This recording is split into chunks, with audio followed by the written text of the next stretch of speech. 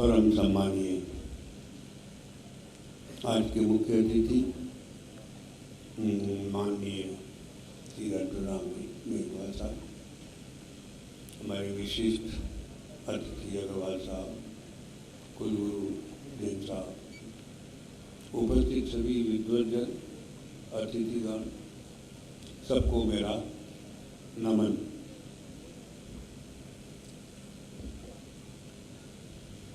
एक समाज के लिए बैठा हूँ यहाँ, तो भाषण नहीं देना है। कृतज्ञता का निवेदन इतना सा ही है कि हम इसको जीवन में आए हुए परिवर्तन के परिपेक्ष में अपने साथ जोड़ने का एक प्रयास करें, तो हम अपनी अपनी भूमिका इस देश के लिए निभा पाएंगे। लोकतंत्र भी बहुत बड़ा सब्जेक्ट है और मीडिया भी बड़ा सब्जेक्ट है। मीडिया भी माध्यम है, सही पूछे तो संवाद आज का नहीं, हजारों हजारों साल से संवाद समाज में रहा है।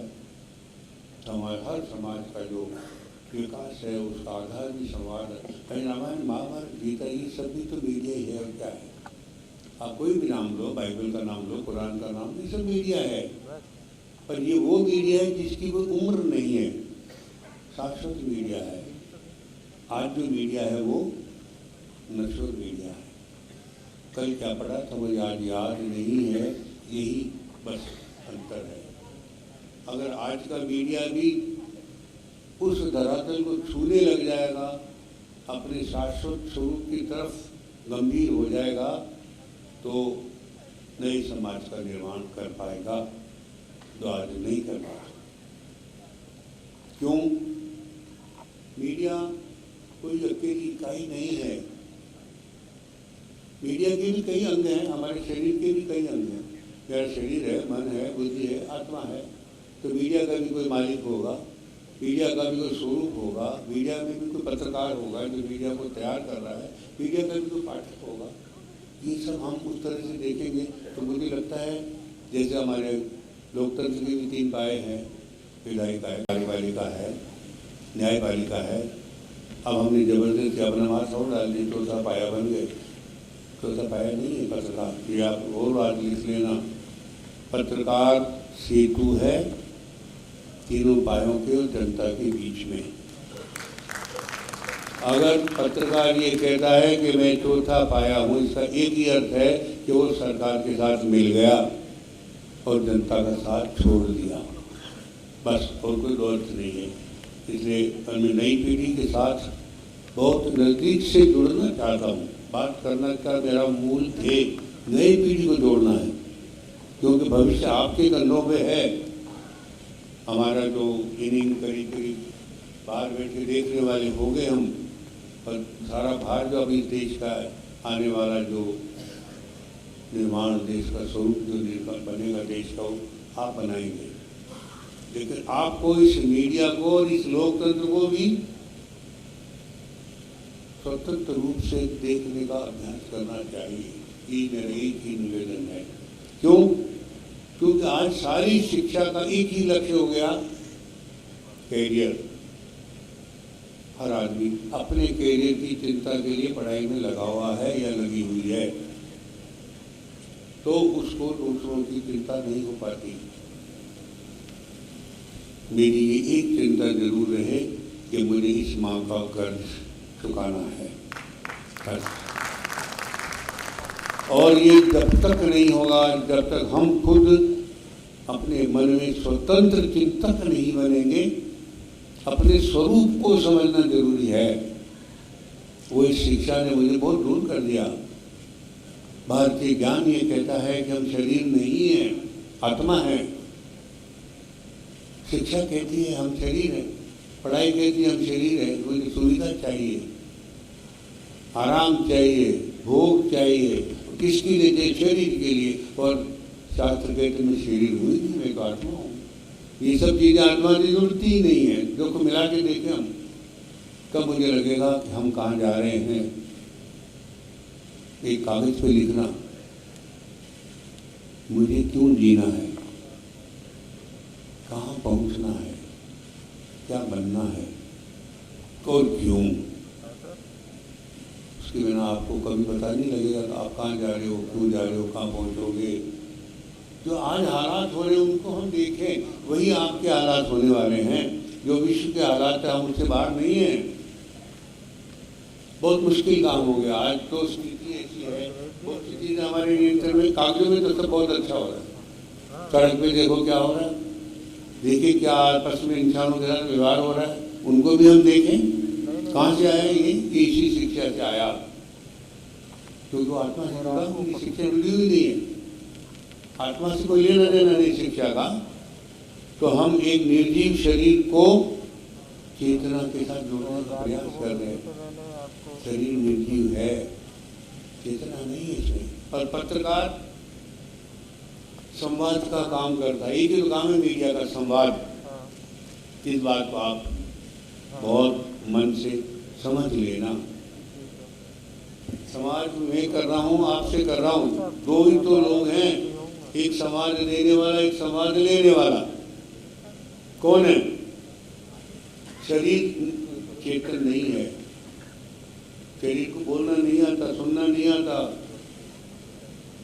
तो समाज कौन कर रहा है? बुद्धि। बुद्धि की चेतन नहीं है, जड़ है। शरीर की तरह बुद्धि भी जड़ है, मन भी जड़ है। ये तीनों जड़ है, मेरे साधन है जीवन के। मैं कौन हूँ? मैं आत्मा हूँ।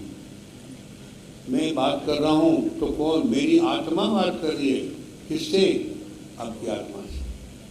आपका शरीर नहीं सुन सकता, आपकी बुद्धि नहीं सुन सकती, आपका मन नहीं सुन सकता। देखिए ये यहाँ पत्रकार मीडिया जो बातें कर रहे हैं ना, यहाँ उसका स्वरूप, उसका प्रभाव समझ में आएगा, उसकी भूमिका समझ में आएगी। नहीं समझ में नहीं आएगी। आप दिमाग से बात करके देखें,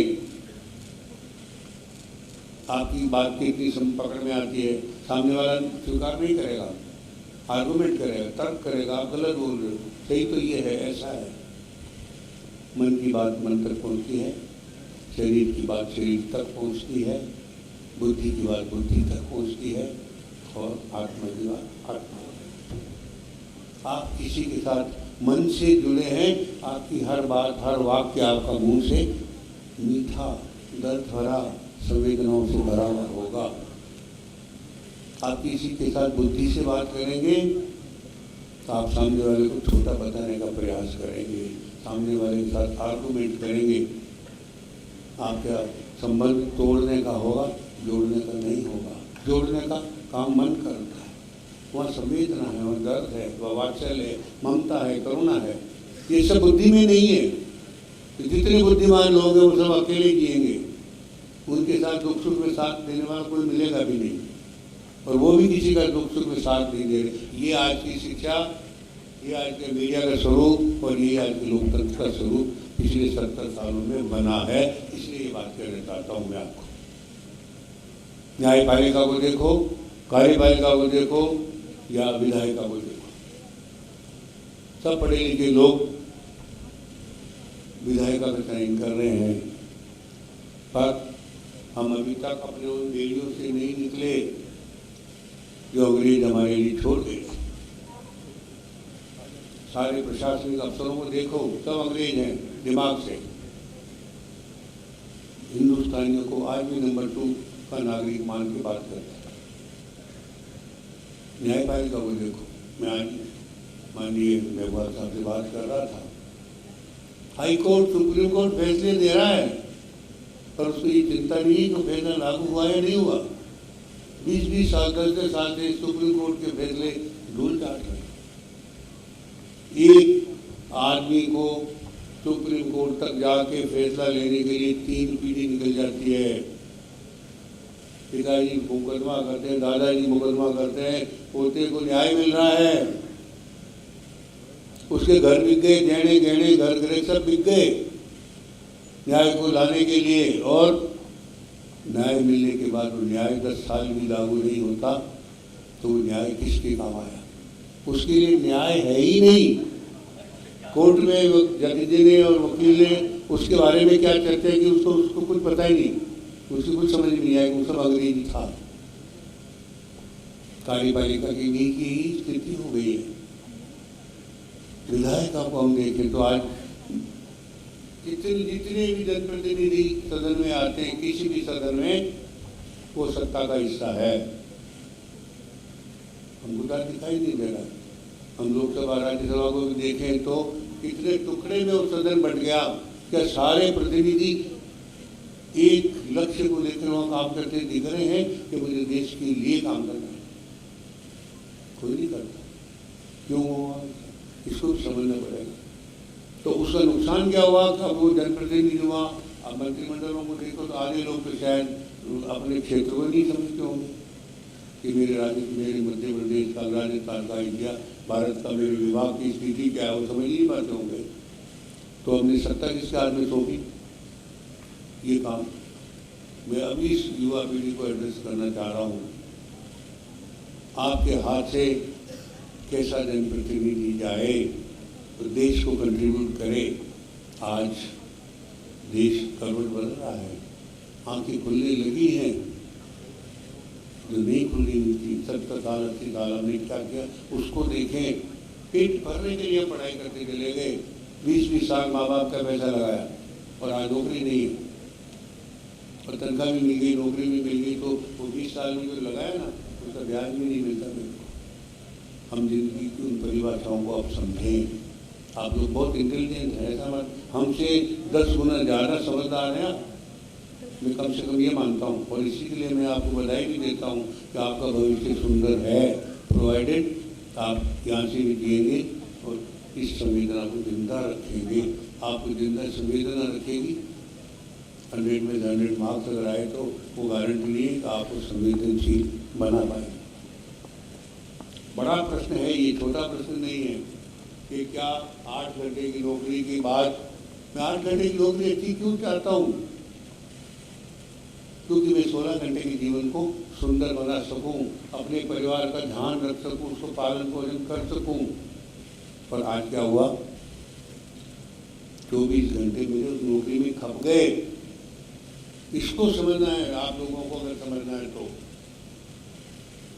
एक पत्रकार बन गया इतनी बड़ी जगह, सब लोग बड़ा अच्छा लिखता है और लिखता है, ठीक है।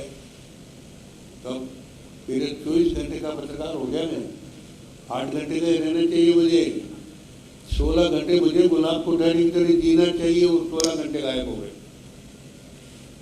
ये जब आप ये मीडिया की लोकतंत्र की बात करेंगे तो मूल बात पकड़ में यहाँ आएगी। घर जाएंगे तो बच्चों से गुलाब कोठारी नहीं मिल रहा है, पिताजी नहीं मिल रहे हैं, वहाँ संपादक मिल रहा है, माँ बाप से संपादक मिल रहा है, पत्नी से संपादक मिल रहा है और गुलाब कोठारी घर में है ही नहीं। जरा ध्यान रखना इस मुद्दे का। अपने व्यक्तित्व का निर्माण करना है। कैरियर के चक्कर में मेरा व्यक्तित्व नहीं खो जाए, उसी का तो निर्माण करने के लिए मैं अच्छा कैरियर ढूंढ रहा हूँ। और यही बड़ी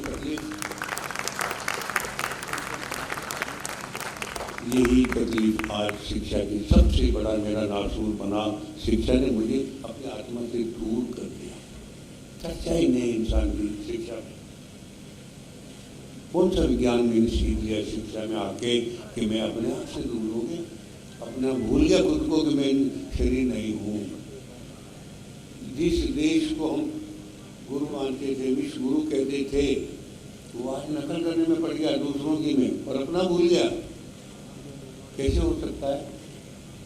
आपको वापस इस देश को जिंदा करना है। ये आपको आज संकल्प करके यहाँ से उठना चाहिए कि मैं हिंदुस्तानी हूँ, इंसान हूँ, इंसान के लिए जीऊँगा, इंसान की तरह से जीऊँगा। ये मेरा पहला काम होगा। मैं रोबोट नहीं हो सकता,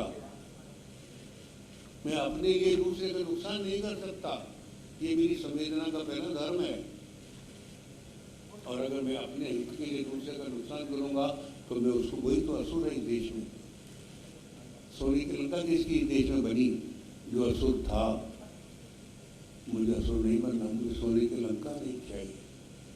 मुझे संवेदना चाहिए। शबरी के जाऊँगा तो मुझे शबरी के बोल भी खाने हैं, विदुर के जाऊँगा तो केले के छिलके भी खाने हैं।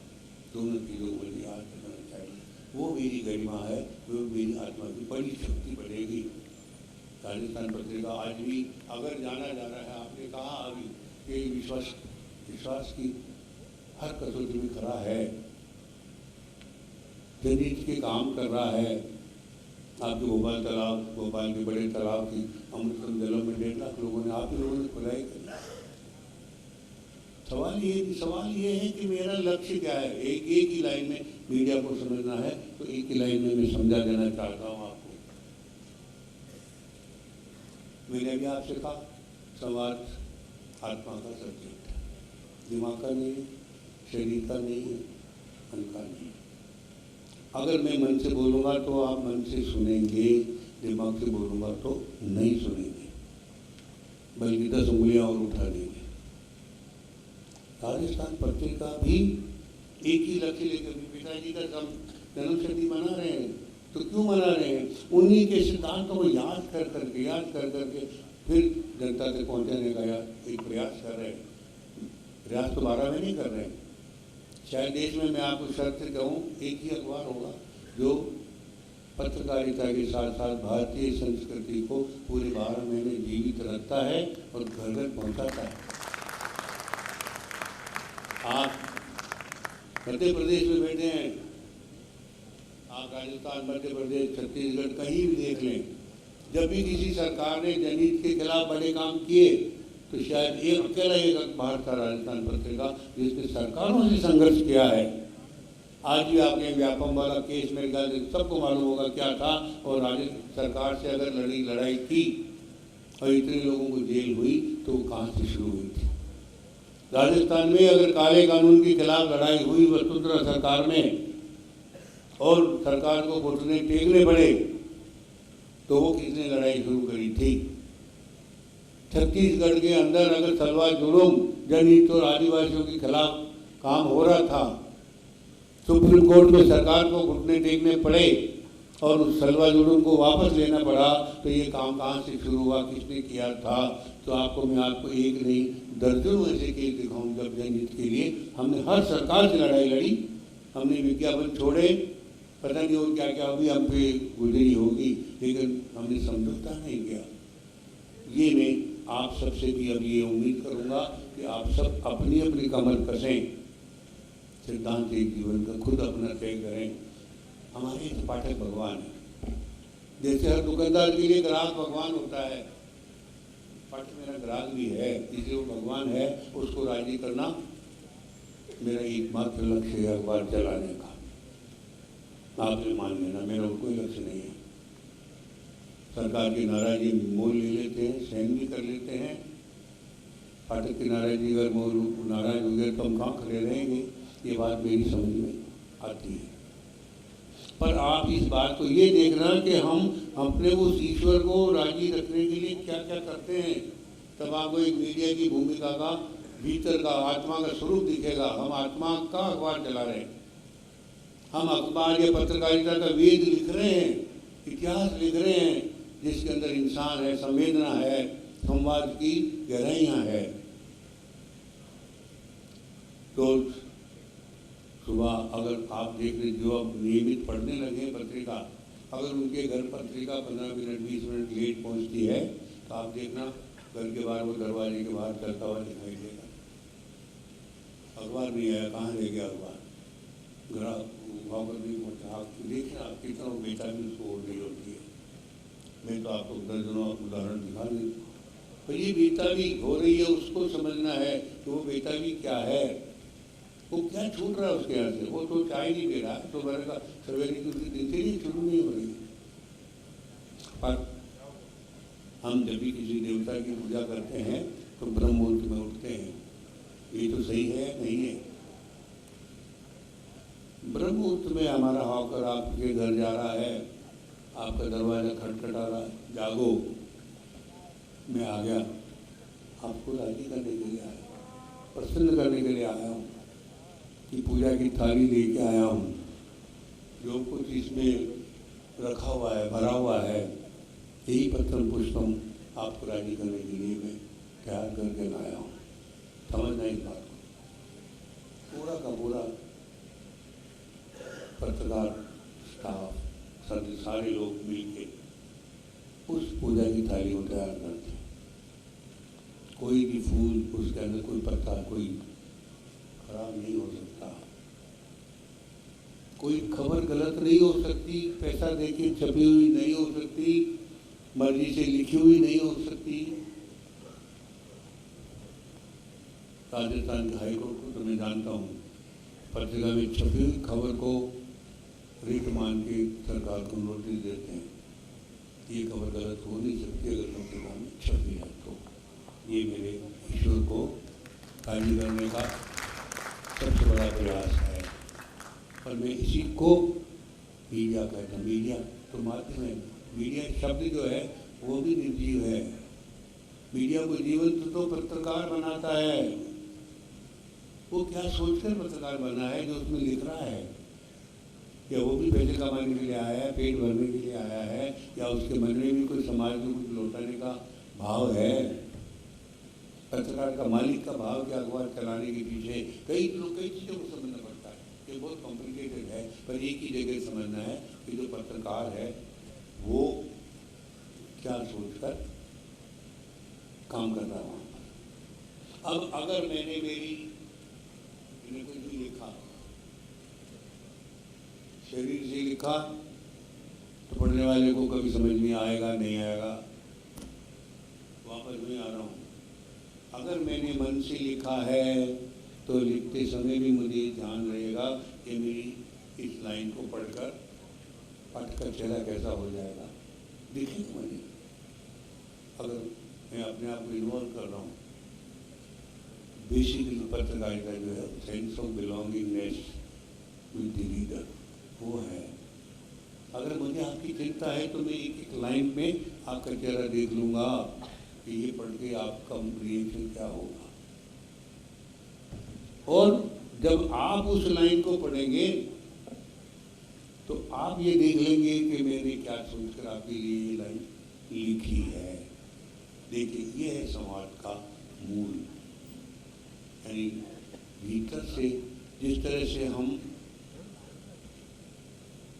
माँ और पुत्र का एक रिश्ता होता है, वो दिमाग का नहीं होता, शरीर का नहीं होता, मन का रिश्ता होता है। उसमें मिठास है, उसमें दर्द का रिश्ता है, उसमें वेलबींग का रिश्ता है। वो समझ के चलिए, एक दूसरे की शुभकामनाएं उसमें जुड़ी है। तब वही मीडिया समाज के काम आएगा। वही मीडिया देश को आगे ले जाने के लिए नई पीढ़ी तैयार करेगा। देश की संस्कृति हर व्यक्ति तक पहुंचाएगा, उसको सींचेगा। हर पाठक को उस संस्कृति से सींचना पड़ेगा। जिंदगी में कोई माँ अपने लिए नहीं जीती है, आप ध्यान रखना। वो पूरे परिवार के लिए सुबह से शाम तक जीती है, उसके लिए नहीं जीती।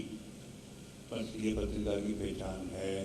पत्रिका बीज है, पत्रिका पेड़ है, पाठक सब उसके पत्ते हैं। बीज जब तक जमीन में नहीं गड़ेगा पेड़ नहीं बनेगा, पत्ते तैयार नहीं हो सकते। लगेंगे किसके? तो पत्रिका जमीन में गड़कर पेड़ बना है, खुद के लिए कभी नहीं जीने वाला, पर उसका हर पत्ता हरा रहे, यही उसकी एक कामना है। उसकी छाया में समाज पले, उसके फल समाज को मिले। कोई बीज अपने फल खाता नहीं है, ध्यान रखना। जो आदमी अपनी कमाई खुद खाना चाहता है वो पेड़ नहीं बन सकता। जो खुद कमा के बांटता है, अगली पीढ़ी कोई सही, पर जो खुद नहीं खाएगा वही पेड़ बनेगा, वही छाया देगा। पत्रिका वही पेड़ बनकर समाज के बीच खड़ा है, खड़ा रहेगा। नमस्कार।